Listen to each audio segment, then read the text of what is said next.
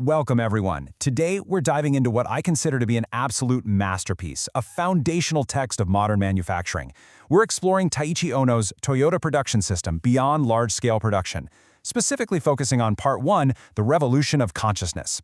We're going to unpack this massive shift from traditional mass production quantity thinking straight into the absolute elimination of waste. And spoiler alert, this philosophy wasn't born out of some corporate luxury, it was born out of the sheer, gritty necessity to survive in a low-growth economy. So, welcome to Bodhi Unified Flow. This is where we simplify complexity and amplify performance. Whether you're a seasoned operations director, a curious manager, or just a dedicated student of continuous improvement, I promise you, the insights we're going to uncover today will fundamentally rewire how you perceive work, efficiency, and value creation in your own daily environments. Let's get right into it. Here's our quick roadmap for today's explainer. First, we'll look at the mass production illusion. Then, the oil crisis awakening. Third, the absolute elimination of waste. Fourth, a revolution in consciousness. And finally, we'll wrap up with a summary and key takeaways. By the end of our session, you're going to completely understand the extreme vulnerability of mass production systems when economic growth stalls. You'll identify the exact historical catalyst that forced a global shift in manufacturing. You'll be able to explicitly define the absolute elimination of waste, and most importantly, you'll grasp the mental rewiring, that revolution in consciousness required for true operational survival. All right, let's jump right into Section 1, the mass production illusion. Picture this. It's just after World War II, and the president of Toyota makes a massive declaration. The Japanese auto industry has to catch up with America in exactly 3 years. Now, at that time, Henry Ford's American mass production system was the undisputed king of the hill.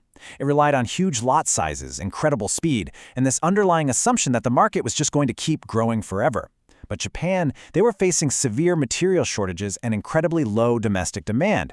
There was just no way Toyota could afford to copy the American model. They had to innovate. They needed a system to produce many different models, but in very small quantities and cheaply. Basically, they had to reject the illusion that mass volume automatically equals success.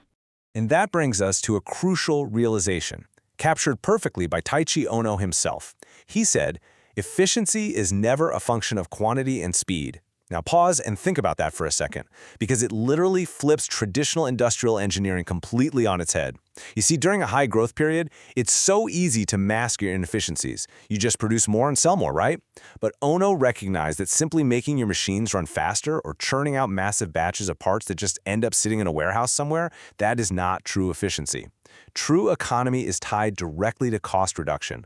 And to actually reduce costs, you have to align your production exactly with what the market actually needs. Nothing more, nothing less. Which leads us to Section 2, the oil crisis awakening. So from the post-World War II era right up until the early 1970s, Japan was riding this wave of rapid economic growth. Mass production seemed to work flawlessly, mostly because whatever you made, you could immediately sell. But then, fall of 1973 hits, the oil crisis strikes, inflation absolutely soars, and that comfortable high growth we talked about, it crashes to zero. Companies everywhere were suddenly forced to cut production. Profits plummeted. Why? Because they were trapped by massive mountains of unsold inventory. It was only during this severe shock that the global industry woke up and finally recognized the absolute survival value of the Toyota production system. To truly appreciate Ohno's genius here, we have to understand the environment he was designing for. A low-growth economy is a harsh, unforgiving reality where market demand just stagnates or drops entirely. In this kind of environment, you simply cannot increase your profits by selling more volume. It's impossible. Furthermore, those massive stockpiles of inventory, those giant high-speed, single-purpose machines, they instantly transform from business assets into severe financial liabilities. They tie up your capital, they require expensive warehouses, and they completely hide your quality defects. In a low-growth economy, your only path to higher profitability is an inward, meticulous focus on reducing costs. Let's move on to Section 3. Absolute elimination of waste.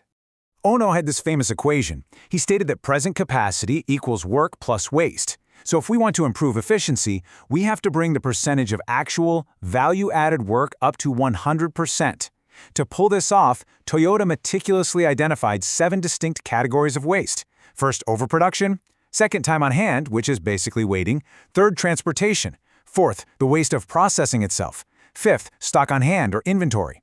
Sixth, the waste of human movement. And seventh, making defective products. As practitioners, this is your checklist. You have to train your eyes to see these non-value-added activities because I guarantee you they are hiding in plain sight in your operations right now.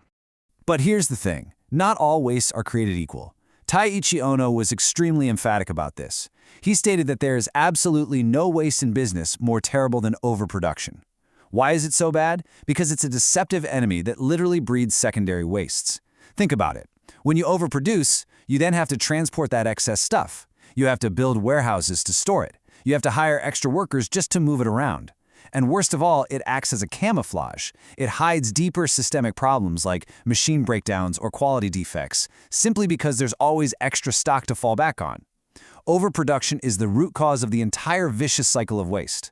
So how did Toyota defeat this ultimate villain of overproduction? They built their entire system on two mighty pillars. The first pillar is just-in-time. This simply means supplying the later process with exactly what is needed, exactly when it's needed, and in the precise amount. It's a complete reversal of the traditional push system of manufacturing. The second pillar is automation. Notice I didn't say automation, it's automation. Automation with a human touch. This brilliant idea actually originated with Toyota's founder, Toyota Sakichi. He invented a loom that would stop automatically if a single thread broke. Automation means giving your machines the intelligence to detect an abnormality and shut down immediately. This prevents defects from passing down the line and frees humans from just standing around babysitting machines. Together, these two pillars work symbiotically. They ensure that only quality parts flow, and they only flow when there's actual demand. This brings us to Section 4, a revolution in consciousness. To make this work, we literally have to undergo a paradigm shift. We have to move from the old consciousness to the new. Look, human nature naturally makes us feel secure with large inventories and high-speed equipment, right? We're used to managing by basic arithmetic, where more output magically equals more profit. But we have to completely abandon that mindset. We have to cultivate the courage to procure and produce only what is needed, using minimum, flexible facilities that are tightly aligned with actual demand. Ohno actually called this managing by ninjutsu, the Japanese art of invisibility. It's about creating an autonomic nervous system right there on the factory floor, where workers have the visual cues and the absolute authority to make autonomous decisions. So it really boils down to this fundamental question, a question that every single manager is going to face eventually. How on earth can we raise productivity when the production quantity is not increasing? Like we said, in a high-growth era, anybody can look like a genius just by turning up the speed dial on the machines. But in a low-growth economy, you cannot rely on volume.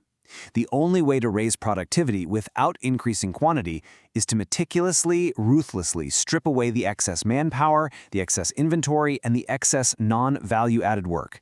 You have to extract greater efficiency out of the exact same or even less volume. Ohno used a really wonderful analogy to drive this point home. He compared traditional manufacturing to the hare and the Toyota system to the tortoise. We all know the hare is speedy, right? He races ahead using high-performance machines to punch out massive lots of parts way faster than the next process actually needs them. And then what happens? Having overproduced, he stops to doze off, leaving behind massive mountains of stagnant inventory. The tortoise, on the other hand, is slower but relentlessly consistent. The tortoise produces strictly to the required numbers. He levels the production flow so there are no massive peaks or valleys. In the Toyota production system, consistency, predictability, and a steady flow will always defeat erratic, high-speed overproduction. You want a factory full of tortoises, not hares. All right, wrapping things up with Section 5, Summary and Key Takeaways. Here are the absolutely crucial takeaways you need to internalize from this session. First, mass production creates a very dangerous illusion. High speed and large volumes do not equate to true business efficiency. Second, historical shocks, like the 1973 oil crisis, prove that long-term survival demands operational flexibility and responsiveness, not just massive scale. Third, of all the operational sins you could possibly commit, overproduction is the deadliest of the 7 wastes because it multiplies all your other inefficiencies. And finally, implementing these concepts isn't just about rearranging some machines on a floor. True cost reduction requires a total revolution in management consciousness. And with that, we've successfully navigated this complex terrain. You should now clearly understand the dangers of mass production and slow economies, how the 1973 crisis acted as a massive catalyst, the absolute imperative of eliminating those 7 wastes, and the profound mental shift required to embrace this new consciousness. Before we go, let me leave you with a provocative thought.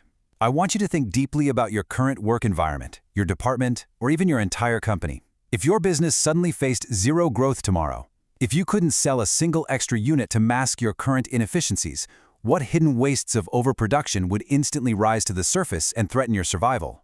Where are your mountains of inventory hiding? And where is your hair racing ahead right now, only to fall asleep on the job? I strongly encourage you to read the incredible source material that inspired our session today, Toyota Production System Beyond Large-Scale Production, by the visionary Taiichi Ohno himself. Thank you so much for joining me here on Bodhi Unified Flow. Continue to observe your processes, continue to ask why 5 times, and relentlessly continue to eliminate waste. Until next time, keep simplifying complexity and amplifying your performance.